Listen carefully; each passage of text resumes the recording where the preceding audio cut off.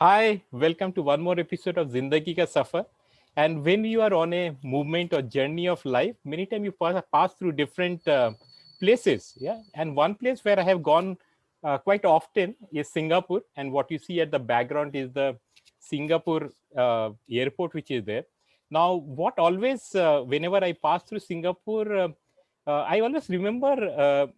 Are reminded of one person, yeah, and that person has joined us today, which is Srividya uh, Gopal, who is joining us today. And the one question which the reason I always used to be remembering her is, I always wanted to ask her one question that did I not teach you properly that you had to study even more after completing your TAPME? So, Srividya, welcome to the show. And if you can start with that, why did you study so much after finishing the TAPME? Thank you, Tuhin, and thanks for having me on your show. And I hope I can leave the doctor and professor out, just Yes, call you yes, Tuhin if it's definitely. okay. Yeah. Yes, that's wonderful. So actually, to be fair, I am possibly one of the few people who've used a lot of things I've studied in TAPME. In the first 4 years during my management consulting, pretty much marketing, OD, finance, all concepts. And the next 23 years of my career, I have used everything that was finance. So honestly, I didn't study anything after TAPME for 20 years. Okay. But when I moved to Singapore, I realized that education doesn't stop. And I need to qualify myself. Then I added 3 new degrees to myself. I surprised myself and added 3 new degrees. Of course, it was not easy to study after all these years when you were only In trying addition to your to work, give jobs. plus you're working also. In Yes. addition to my work, you stop learning new things. So I had to put myself as a student, but it was fun. Okay. So okay, wonderful. So let's start. Go back. Do a flashback. So tell us a little bit about your growing up. So from which city did you normally study, and maybe till your journey of maybe joining TAPME. Share something with us. Sure, happy to. So I grew up in Chennai in a conservative Tamil Brahmin family. I grew up with middle class values, which have hugely helped me throughout. I guess like all of us, I've had some amazing people around to look up to and get inspired from. My father was a lawyer and an executive in an insurance industry. He was and is a walking encyclopedia. I think that's an old term. Maybe Wikipedia is the right word now on any subject under the sun. And I think for somebody in his days, he was extremely well traveled due to his work. My mother was a teacher, first generation graduate, postgraduate, and much more, and first generation working woman. She added almost a dozen qualification. You're talking about me. She added almost a dozen qualification after she got married and had kids. Oh. She was like a woman on wheels, doing everything everywhere. Yeah, she retired as a headmistress and then went to become a doctor in alternative medicine. And she's written over a dozen books on acupuncture, yoga. I have a sister and a brother, and I grew up with a lot of cousins, uncles, aunts, grandparents. So always surrounded by people there, which was fun. I did my schooling in Chennai. Then I did my BCom, ICWA also in Chennai. I was planning to do a CA, but after completing ICW, I decided MBA is possibly better, and that's how TAPME happened. Okay. So TAPME those days was quite well known. How did you ended up applying to from Chennai to Manipal? Because now it is quite famous after we have alumni like you who has come out from TAPME. But those days, what exactly got you motivated to come and join in 1995? You would have joined in 1997. You had passed out. Yes, 95. Yeah, 95, 97 batch. Yeah. So, like I mentioned, I grew up wanting to become a chartered accountant. I went against the wishes of my school teachers and family members to take commerce group because those days the options were doctor and engineer. I remember your mother mentioning that in her interview as well, right? Yes. So I said I don't want to become either. And then I did my BCom and I realized I can do ICWA in parallel. By the time I finished, I sort of realized there's no point doing one more accounting course. I need to sort of broaden my horizon because I was a good student, but I significantly lacked personality, broad thinking, communication, leadership, and all those things. At least I knew what I did not have and what I needed. Okay. So I said, okay, then maybe MBA is the option. And when I thought of MBA, I applied to like maybe a dozen institutions, including the IIMs and everything. And I actually got just one interview and one selection, which was TAPME. TAPME. Okay. But all you need is one chance and one path to climb, right? You don't need 10 choices. If that one choice can actually help you grow, that is all you need. Of course, I did have a parallel choice. I got a job with Tube Investments, which is a well-known company and a group in Chennai as a cost accountant, because I completed my cost accounting. And thankfully, I also knew that is possibly not the right thing for me. It was a nice 4,500 rupee monthly job, princely sum those days. I said, no, it's okay if I don't earn for 2 more years. Then I decided, I decided to go to TAPME. So it was an institute I had not heard of before I applied. Thanks to a lot of my friends who were preparing for CAT coaching, I applied, and that is how it happened. Okay. So when you came over to TAPME, and as you said, you had grown up in Chennai, and it was a middle class. Now Manipal, TAPME not so much, but Manipal was more of a HEP kind of situation, or the students were quite rich, and it was a party university town to that way. And even we, as I think students, had great fun. Though Dairo always kept it on the lead. So when you came over, did you have some kind of cultural shock, saying, oh, this is altogether very different than my Chennai life, which was there? Yeah, a lot of people, I thought I had culture shock and I would have culture shock, but I came with a very open mind. And I told myself, I'm just going to embrace the experience. And like you said, I think living in a place like Manipal for 2 years was an education in itself. Forget the MBA, that itself was an education. And maybe it made me become a little more hep as well. Yes. Just being there. So to that extent, I don't think I had a culture shock. Of course, something surprised me because it was completely different from what I used to. But I am always somebody who wanted to get out of my, comfort zone, get out of, the close cluster that I grew up in. So I came knowingly that I wanted it. So that way it was actually a more positive experience than a negative experience for me. Okay. And So of course, I made some amazing friends. Yeah, I think that's the beauty of, I hope, any management institute, because I can definitely talk about TAPME that other than the education and overall, as you pointed out, the personality development and which you get, the amazing network of friends which you make there. Maybe it's because we are into a residential program. That might be one thing. And you spend so much time there, na? Matlab, maybe we sleep for 5-6 hours, and the remaining time either you are doing some case studies or assignments and something in groups and individually. So Acho, after you completed your TAPME, you said you had joined a management consulting, and you did that. So which organization was it, and which city were you based in?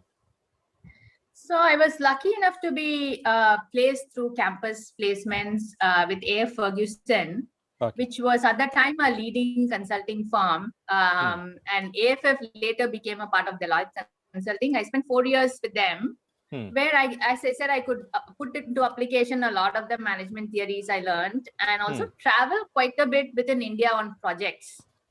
Go to small places, big places, meet all kinds of people. It was great fun. And then I moved to Bearing Communication Equity Asia. It is a private equity fund, part of the ING group. I recollect you've also done work with the ING group, right? Yes. Yeah. So this was actually a Singapore fund that I was working for their India business. And also it was another amazing learning experience to be in the investment banking and portfolio monitoring role. I was inspired to work with the Singapore team, who were a bunch of very hardworking, utterly no nonsense, yet very good-hearted people, colleagues and bosses. And many years later, it was fun to go see ING House in Amsterdam. I don't know if you've seen it. It's a very fancy shaped building nicknamed the Shoe. The Shoe, yes. Yes. I was traveling and somebody said, oh, okay, I'll take you to your old office headquarters. Of course, I believe it's no longer the headquarters. So that was fun. So, I mean, it was not, the luck turned a bit negatively when 2003, 2004, ING and Baring split up globally. Yeah. So our fund was no longer viable. And I was wondering what to do. And I had just had my first baby. And I'm like, oh my God, where am I going to find a job which gives me some flexibility at the same time, a growth? Luckily, at the time, Grant Thornton, which is a global accounting firm, and had a limited presence in India, they decided to expand their presence in India. My former boss from A. Ferguson was setting up the South India practice, and I was hired as a second employee for all of South India, based in Bangalore. And all this period, I was based in Bangalore, though I used to travel a lot to other cities. So I spent 8 years with Grant Thornton. Maybe a big part of my personality development and growth happened in that firm. So the firm grew from less than 100 staff, all India, to over 1,500 in those 8 years. And the South practice also expanded to several hundreds across 3 different offices. I grew from a manager to a partner and practice leader. So that was a great journey. And then 2012 is when I relocated to Singapore with my family. My husband had a very good opportunity to transfer within his same company that he worked for in Bangalore. Oh, good. Yeah, I felt it was a great opportunity for me and just took a leap of faith to move. That something meaningful will work out for me. And it did. Within a few weeks, I was offered a role by American Appraisal, which is a US-based global valuation firm, to set up their Singapore operations. I was very happy. I took it up wholeheartedly, set up and grew the practice. My fortune shone even better when Duff & Phelps, the largest global valuation firm and leading advisory firm, they acquired American Appraisal in 2015. And my role became that of a Singapore office leader for Duff & Phelps. So the practice I started in Singapore with one employee, I was the first employee here, has actually now grown to 130 in Southeast Asia, both organic, inorganic. I am actually currently the Asia Pac chair for Duff & Phelps. And, also part of their global business leadership team. So it's been a good journey for me so far here. That's where I stand today. Okay. So wonderful. So when you have moved, and you said you moved to Singapore close to a decade back. So did you feel, again, coming back to the question, that did you feel a big difference between working, let's say, in India vis-a-vis Singapore, or maybe any cultural differences for your family to adjust to the new thing? Yeah, so I don't think my husband and I ever thought of moving out of India for a very long time. But the opportunity presented itself and it just felt naturally right. Surprisingly, we were ready for it and felt it will be a great place for our young children to grow up. By then, we had both our daughters. They were 8 and 5 years old when we moved to Singapore. So what is similar here is just maybe the people of our generation, we are similar. My husband and I are the same. Our old friends from TAPME are here. That way, their families, nothing has changed. But the world around us is very different. It is a picture perfect country. Everything is so straightforward, extremely safe and simple. We don't even own a car here. Public transport is so convenient. Food is not a problem. We have Little India whenever we feel homesick. I'm sure you've been there when you came here as well. Yes. Yeah. So for me personally, it was a seamless blend-in. It was initially a huge challenge at work to start a subsidiary of an overseas company. They were not known at all. I was not known at all. I had no network here. It was a big disadvantage for me, who was a stranger in a place where everyone knew everyone. In the business circles, it's a small place. Everyone knows everyone. But it gives you a fair chance. And of course, hard work helps. I sort of found my feet here. And, the gender ratio is great. There are so many women leaders around me. So it makes me feel a lot more comfortable. Family-wise, it was a safe place for my 2 girls to grow up. They don't grow up feeling like they are secondary citizens being girls. They grow up feeling empowered. Yeah. And they want to just go out and change the world. So that way it's been great. But of course, like any other NRI family anywhere in the world, we do go through these cultural changes. We need to adapt. They need to adapt. We need to find a balance. we are always worried if they will lose the values of the roots. And we need to try to, make that balance happen. They will lose to some extent, but at the same time, I think the core will not go away. That's what I feel. So fair enough. Before we move into trying to understand a little bit about maybe the challenges as a woman leader, and you are the managing director of your firm. Managing director is the thing, or you got a couple of more promotion by the time we have this interview? No. So managing director is the business wise, it is the lot of like a ceiling. I don't think I can go above that. But like I said, I'm also the Singapore office leader. And currently I am the Asia Pacific chairperson, which is a rotating role, but I've been appointed on that role very recently. And part of the global business leadership team. Right now, there are only 10 people among our 5,000 people firm. And I am fortunate to be one of the 10 of them. Okay. So coming back to your role as a mother, so once in a while, because we are also connected on social media, so I keep on seeing a lot of your posts about your daughters, and I think they go through a lot of like your piano classes, and I think so what all are you ensuring that your daughters are getting in addition to the studies which are there? Extracurricular? Yeah, that's a great question. I think it depends on the stage of life as well. So, of course, and what opportunities are there for you. So when we lived in Bangalore, it was a little bit more restrictive because I couldn't send my girls out anywhere by themselves. Firstly, they were young, and secondly, you don't trust anybody.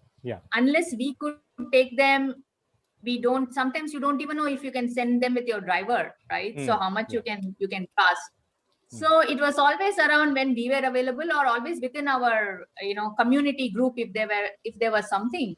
When we moved here, we realized that the opportunity was thrown wide open because we can actually take them. We have a helper here who can take them. And when my girls were slightly older, when they were like 10 years old, they could take the public transportation and go themselves. And weekends also we could do things. So it was always a discussion with them, even when they were 8 and 5, as to what their interests were. I grew up in Chennai and I was thrust into everything, right? So my husband and I said, okay, we will actually put them where they are interested. So they wanted to learn music, different types of music, instruments, vocal, whatever, at different points of time. They wanted to learn gymnastics, they wanted to learn sports.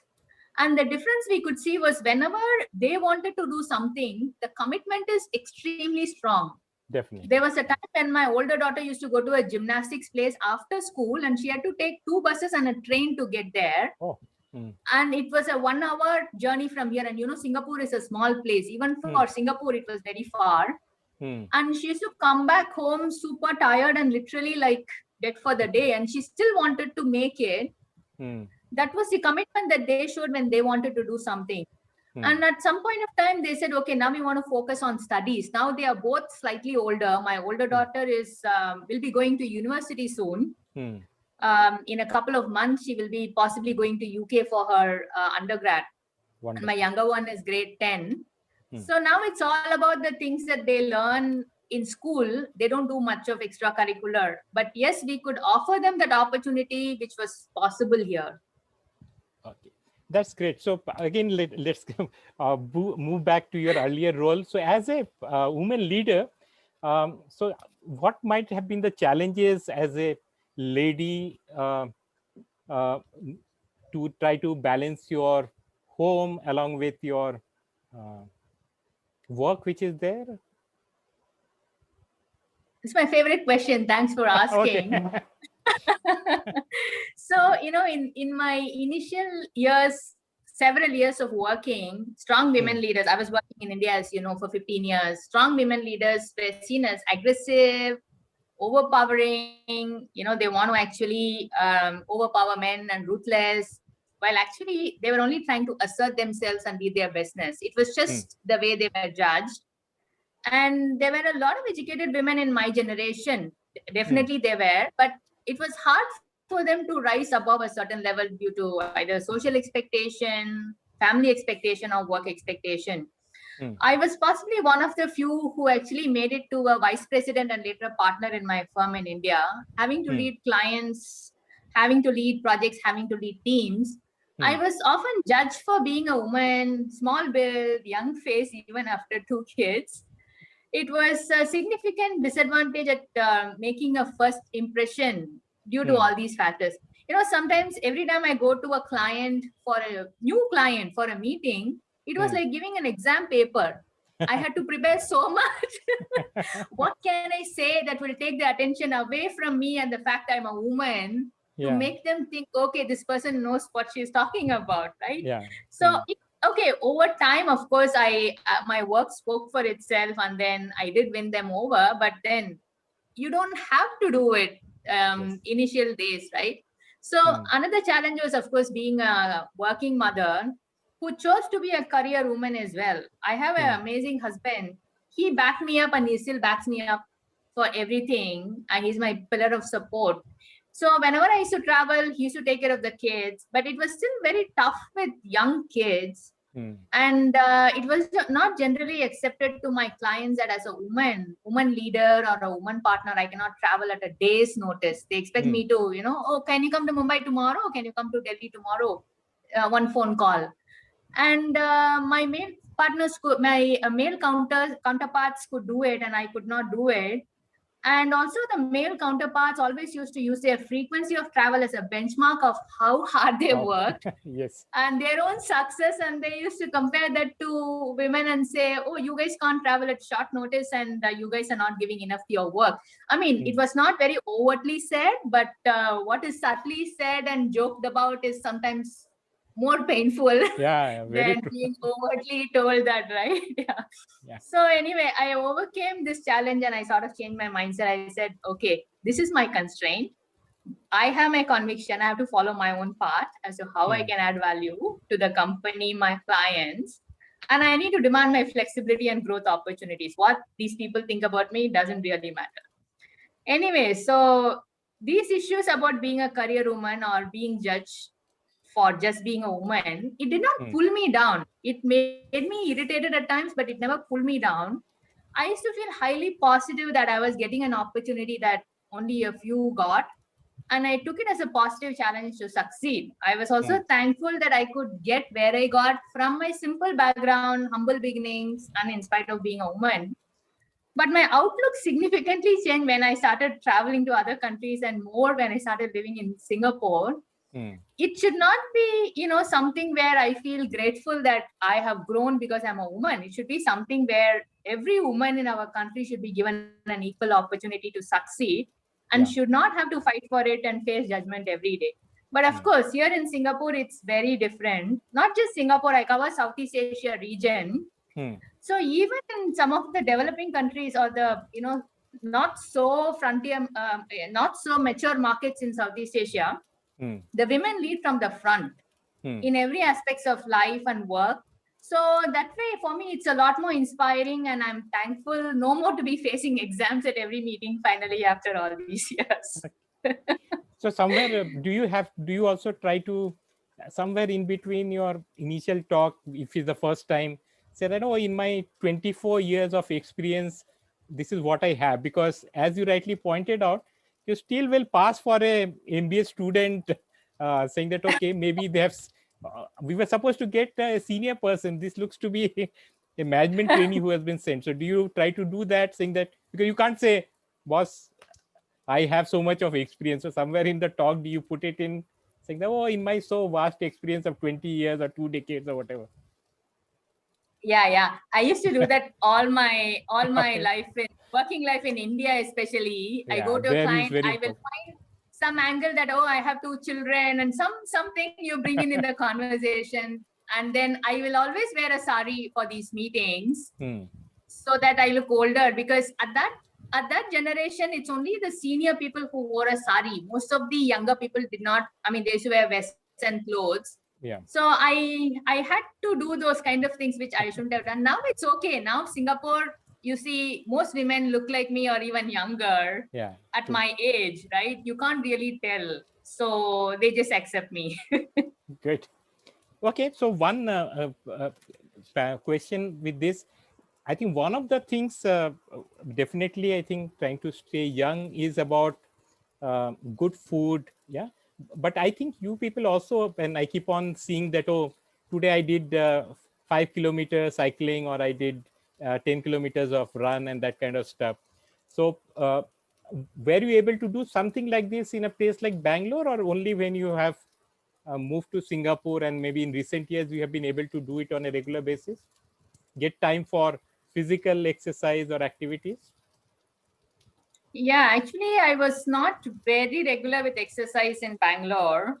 Even though I made sure I went for, prenatal and postnatal for both my pregnancies, I think that really helped because, I could lose all the pregnancy weight and all those things. So, and it kept me more healthy also.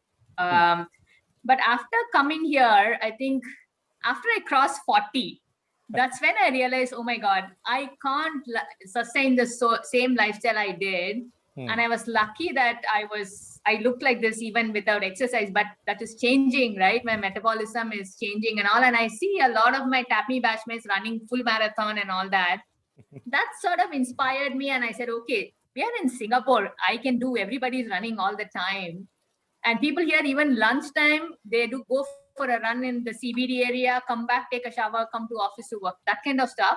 It's all too much for me. I can't do it, but I can still do my mornings, evenings, weekends. So then I started running. I bought a bicycle. That's the only vehicle I own here. So a lot of cycling. And then I go for these, some of these workouts. It's called bar. It's basically like different things that you do, like a Pilates and many things. I do yoga twice a week. I have an instructor. And I also started spinning class, which is like really fun, loud music, and you keep the cycling, the stationary bicycle. So, I mean, I realized that exercise is like food. Your body needs it every day. If not every day, at least every other day, it needs exercise. And you can't just say, I need food to live. You need exercise to live healthy as well. So it's just a big mindset change. But yes, thankfully it happened not too late for me. Okay, Chal, Srividya, so we'll just move on to the last segment which is there. And so since you are meeting your professor after a long period of time, and recently I had the interview with Dairo. So he said, whenever you meet some student, just check on their knowledge. So we are going to be asking you what you learned in TAPME. So Wow. Can you give the formula of Black-Scholes model and all? Okay, no, we are going to. Sure. Yeah. I do that all the time. Oh, you do that all the time. I might not be very sure about the formula. You can tell the formula, but I will have to go back to my notes and check out. Okay, you have told now me. These days there are software and apps for everything. So exactly, as long as the inputs are correct, it doesn't matter what the formula is. Exactly. Okay, so a few questions which we call as a lazy round. Okay, so what is the like weirdest a rapid fire round? Rapid fire in a way, yes. What is the hamper? You will get a gift hamper. Yes, you will definitely get a gift hamper if you do well. Yeah, so you can go to Little India and have the dosa of your choice whenever you feel like. You can tell my name. No one will know. That's a different story, but you can try. Okay. Sure. Okay. Sure. What is the weirdest thing you would have done as a student which your teachers are not aware of? I mean, I was a sincere student. I know. That's why I asked you this question. Okay. So school-wise, I don't remember doing anything seriously weird. I can recall maybe some funny incident once in BCom. My friends and I went to have stick ice cream at the canteen and came late to class. So the teacher asked, so where did you girls go? And we said, we went to meet HOD ma'am. And the funny thing was that it was some, I think, grape popsicle or something. So our lips, tongue, everything was red. So we were trying to literally hide so that she won't notice what was going on. And I think tapped me once in the first year. I went up all the way to the old building terrace, the tiled roof, climbed on it with two of my seniors. I don't think anybody knows about it. I mean, we went and took pictures. Those pictures are still there. I'm sure it's on Facebook as well. It Okay. was just harmless stuff. So we were not allowed to go to the terrace. I think they used to be The some door was open, so we thought we were. we can go. Yeah, correct. But I don't Okay. think anybody I've seen there. It's not it's tiled, so it's not very safe actually. Hmm. You can technically slip. Yeah, and to go there, you had to pass Dairo's cabin and No, it was in the other. facilities. It was in the other building actually. There Oh, were other two building. buildings, right? One where the diary used to, the other one where classes used to be there. On Where top of that. the school childrens were there in the ground floor. That one. Okay. Yes, yeah. Okay. Okay. Yeah. So, not that you have done anything. Like, okay. So, you guys also have traveled to a lot of places, and you yourself have been traveling. But any unique recommendations for going on a vacation? Because I think all of us are now stuck for more than 1.5 years. So once it opens up, is there one place where you will recommend that maybe your friends or your family can go and do? Yes, come to Singapore. Yeah, I know. Yeah, but honestly, I think, see, I'm not a very adventurous person. My Okay. ideal vacation is a mix of chilling plus a lot of non-strenuous activity like running, walking, kayaking, beach sports, swimming in the sea, even snorkeling in deep sea. But some spa thrown in is great. I can still do a bit of uphill trekking, but nothing steep. We'll never do things like skydiving. Nothing unique about my ideal vacation, but I cannot recommend something I'm never going to do. So if you have like a nice package like this, there are a lot of places in Southeast Asia, like some places in Thailand and Vietnam and all, not the main cities, but these are like amazing to get all these picked. Okay. Okay, great. Okay, the next one goes, if you could meet and spend one day with any person who has ever lived, and who would that person be and why? See, my first thought is my mother, because I never got to say goodbye to her and would give anything to have that one last day with her. Yeah.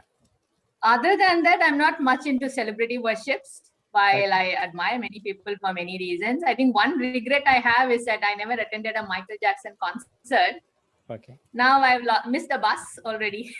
Okay. Okay, fair enough. Good. Okay, the next one, we know you will do very well here. If you're organizing a dinner party, what all will be there on the menu? You're organizing it at your home, let's say. At my home? Okay, so there will be great company. Then I'm assuming you have to cook. Great company. I'm assuming you will have to cook that also if you, whatever you say. Yeah. No, I said there will be great company, and great company. So it is almost always my close friends or family that I'm invited to dinner. So definitely this is going to be great company. Like I said, if you're talking about food, I am more into healthy and tasty food. And I prefer short eats to something heavy. So it'd be a mix of tapas, could be South Indian, could be Spanish, Mexican, whatever it is. And likely to be vegetarian because my knowledge about meat is very limited. And so maybe some interesting things to drink. Yeah. So does your family take, other than you, does the family take non-veg, or you guys are totally vegetarian? My kids take. Because we have encouraged them to take non-veg. They are citizens of the world. We don't know where they're going to work and live and all that. And I realized that if you don't pick up that taste when you're growing up, it becomes you can never pick up, because I tried in my 20s and I said, okay, it's not my thing. So they do take, so their variety is a lot more than ours. But of course you get good variety in vegetarian also. It's not too bad. So are you a good cook? My family thinks I am. Okay, then we'll take it. That's what matters. That all matters. Yeah. My mother-in-law, my father-in-law, even they used to say I was a good cook. So I think if in-laws say it, then you're a good cook, right? You are a good cook. Yes. And when the children are saying it, because we can't say that about our spouses because they will be scared कि कल खाना मिलेगा कि नहीं and all. Okay. So have you picked up some Hindi on the way, or you still थोड़ा Hindi आता है ना?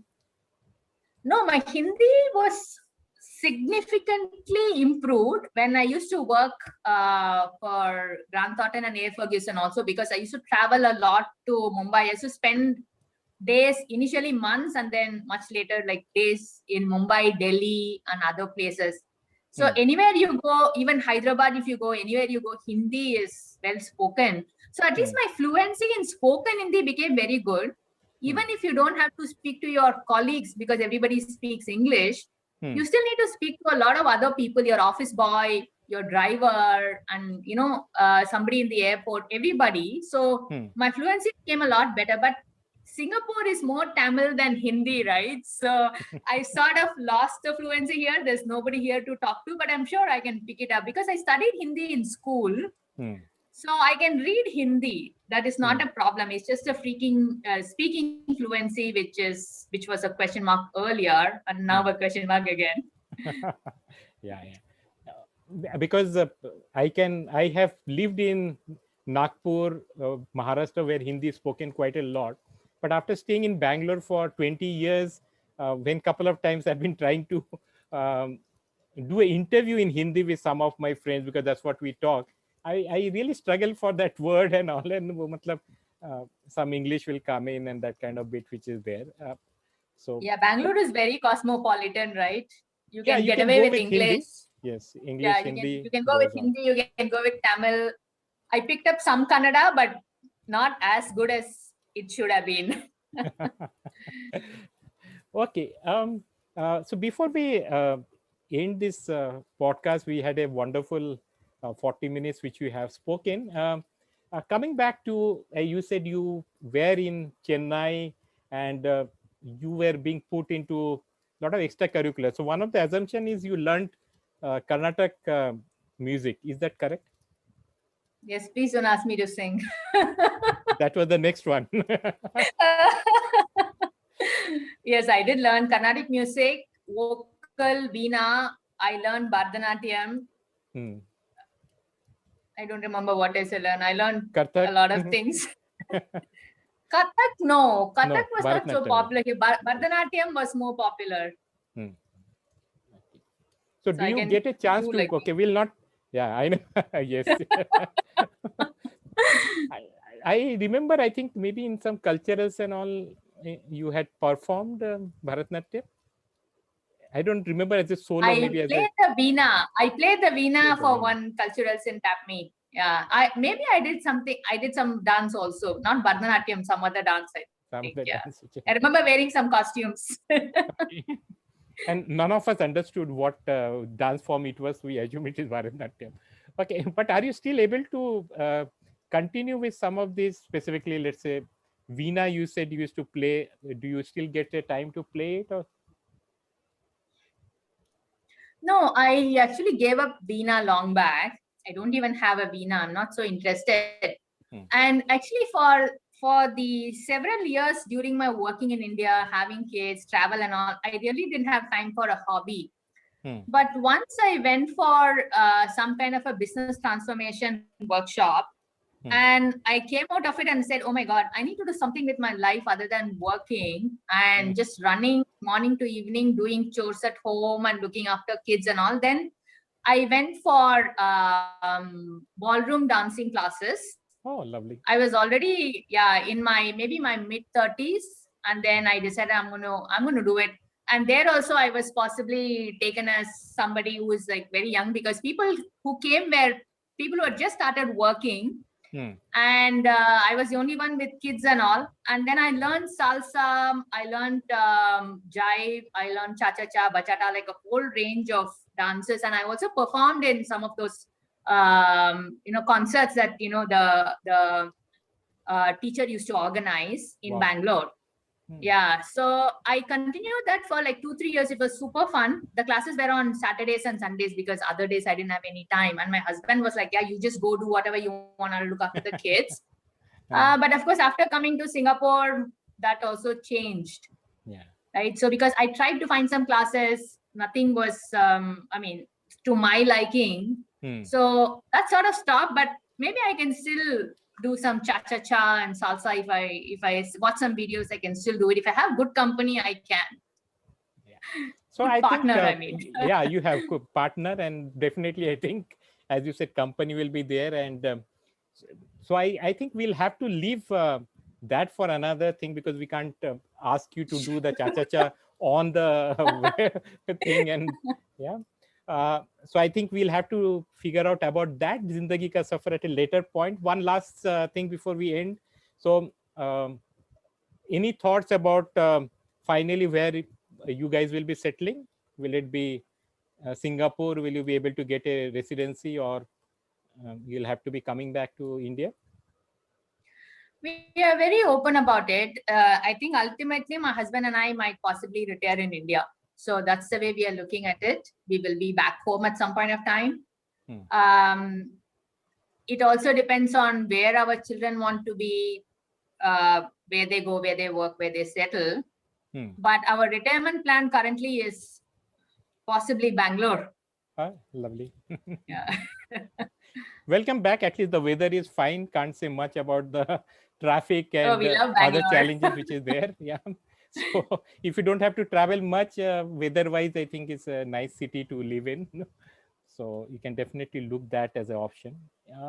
Thanks a lot, Sure. Srividya. It was wonderful catching with you for, I think, nearly, I will say 24 years only, though we were connected virtually. And again, we are connecting virtually here. Did we meet any time? Did you come back to TAPME? And because I was there in Professor a couple of years, did you come back as alumni and meet me or something? I don't recollect also. Yeah. I think soon after Passover, the next year we came I think I came for the admission interview, came for the alumni meet. After that, I came to recruit a couple of years for Air Ferguson.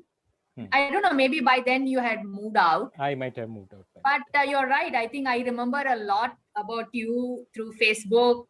I know now your wife, your daughters, their names, what they're doing. So it's that way it's been really good. And you're very nice about putting a lot of nice things, positive things on Facebook. Yes.